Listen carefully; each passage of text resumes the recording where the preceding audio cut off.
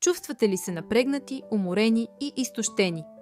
Може би вината не е само в натоварения ви график, а и в храната, която консумирате всеки ден. Това, което слагаме в чинията си, има пряко влияние върху нервната ни система и способността ни да се справяме с стреса.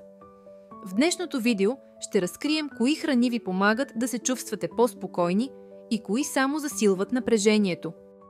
Има ли храни, които намаляват стреса? Определени храни съдържат полезни вещества, които подпомагат нервната система и намаляват тревожността. Тъмният шоколад, например, е богат на магнези и антиоксиданти, които подпомагат релаксацията и повишават нивата на серотонин, хормона на щастието. Авокадото е чудесен източник на здравословни мазнини и витамини от група В, които играят ключова роля за регулиране на нервната система. Ядките и семената също са богати на магнезий, който спомага за отпускането на мускулите и намалява стреса. Билковите чайове, особено лайката и ментата, имат естествени успокояващи свойства и могат да ви помогнат да се отпуснете след дълъг и напрегнат ден.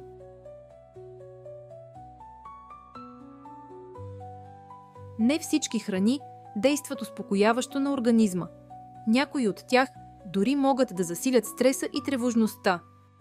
Кофеинът, който се съдържа в кафето, енергийните напитки и някои газирани напитки, стимулира нервната система и може да доведе до повишена тревожност и безсъние.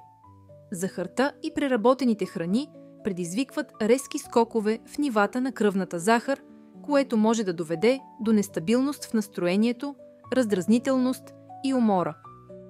Прекомерната консумация на алкохол, макар в началото да изглежда като начин за релаксация, в дългосрочен план нарушава съня и засилва стреса, като натоварва организма и пречи на възстановяването му.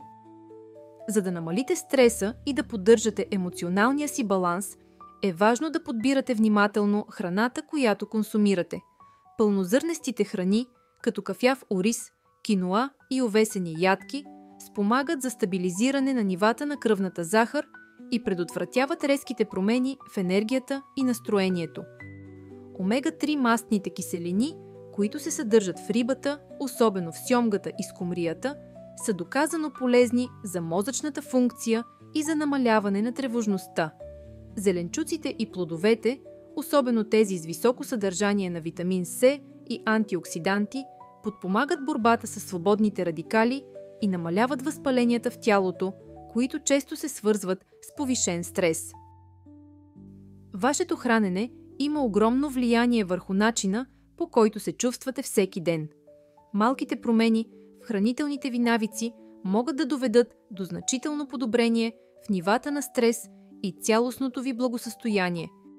Изберете полезни храни, намалете приема на тези, които повишават тревожността, и ще усетите разликата. Ако видеото ви е било полезно, не забравяйте да го харесате и да се абонирате за още съвети.